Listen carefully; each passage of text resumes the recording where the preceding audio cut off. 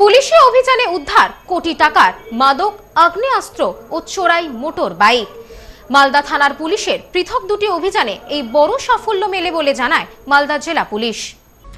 মালদা থানার পুলিশের যৌথ অভিযানে উদ্ধার একাধিক আগ্নেয়াস্ত্র এবং চোরাই মোটর বাইক। পৃথক পৃথক দুটি অভিযানে সাফল্য মালদা পুলিশের।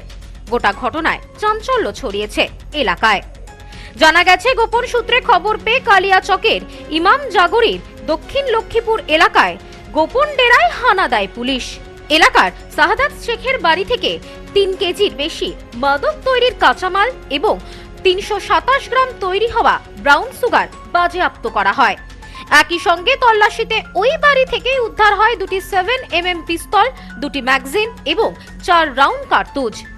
ঘটনায় বাড়ির মালিক শাহাদাত শেখ এবং তার সঙ্গী ইব্রাহিম শেখকে গ্রেপ্তার করে পুলিশ। ধৃতদের মালদা আদালতে তোলা হলে তদন্তের জন্য পুলিশ 10 দিনে নিজেদের হেফাজতে নেওয়ার আবেদন করেন।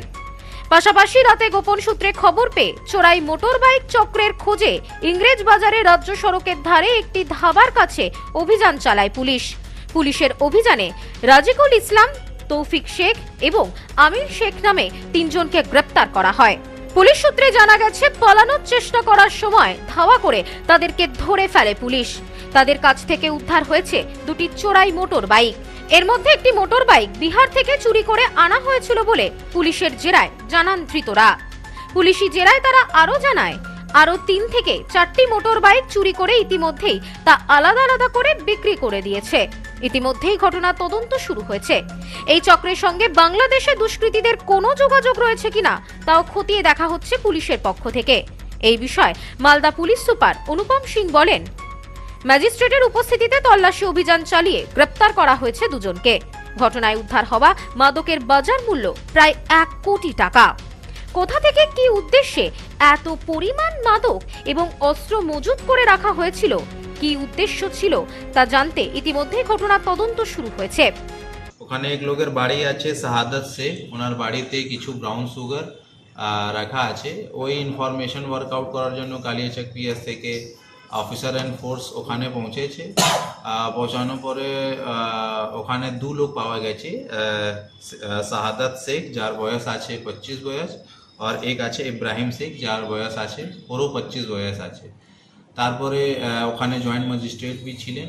ওখানে ওনার প্রেজেন্সেই যখন পুলিশ সার্চ করলো, তাহলে সার্চ করার পরে বাড়ি থেকে ওর পজিশন থেকে টোটাল 3.077 গ্রাম ক্রুড যে ওপিএম ছিল ওটা পাওয়া গেছে।